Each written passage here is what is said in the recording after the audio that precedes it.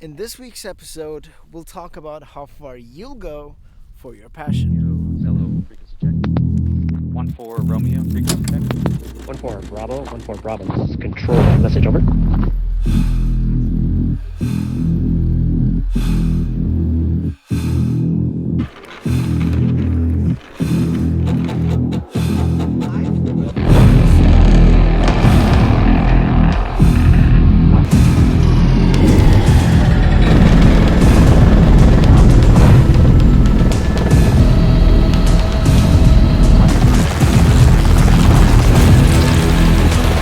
Let me just pull up my YouTube script. We shoot the helicopter. What's that? So, okay, here's the deal. We shoot the helicopters when they come in, each of us on a different helicopter, and then we follow them, and whatever we shoot, whatever we get for the next hour or 2 hours, that's it. There's no second chances, one take, one try. What's that channel? Is it like Dude Perfect or something? Like one take, one try.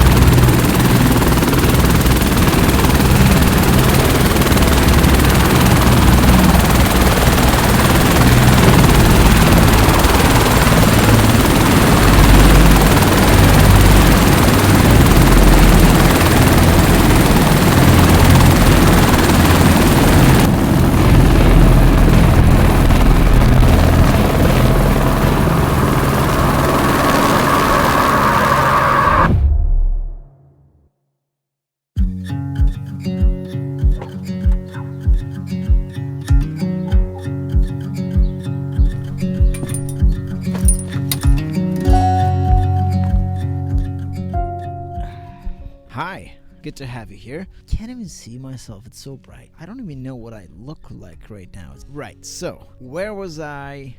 What happened in that little cinematic sequence and why? I'm gonna explain all of this to you. A few days ago, I went up 4 hours north of Toronto to shoot an airsoft event with two of my other creative friends. It was great, really good times. It was snowy, it was super cold, it snowed a lot on the way there. Driving conditions were not the most ideal, but we still made it up there. While we were capturing the event, I thought of a few different things. I wanted to vlog it and I wanted to make an exciting episode out of it, but due to the nature of how busy it was at the time, and I have to say my mind was just kind of scattered with all the things that was happening. I felt like I was shooting a movie. There was like helicopters trying to take off by right beside us. There was just a lot for me to take in and make something out of that. But while capturing the event, I got the idea.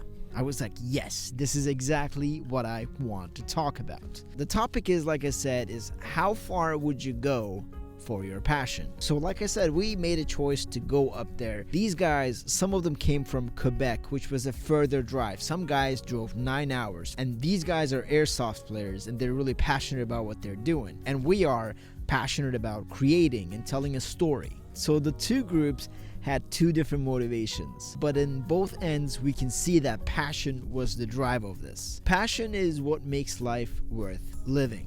Everything in life is hard. Going up there was really hard. Sitting here on the side of a road is really hard with people that are staring at me while I talk to you on camera. It's hard. Everything is hard. But you need to choose which hard and which difficulty you want to go after. I love doing what I do. Doesn't really matter how far it is. I will do it.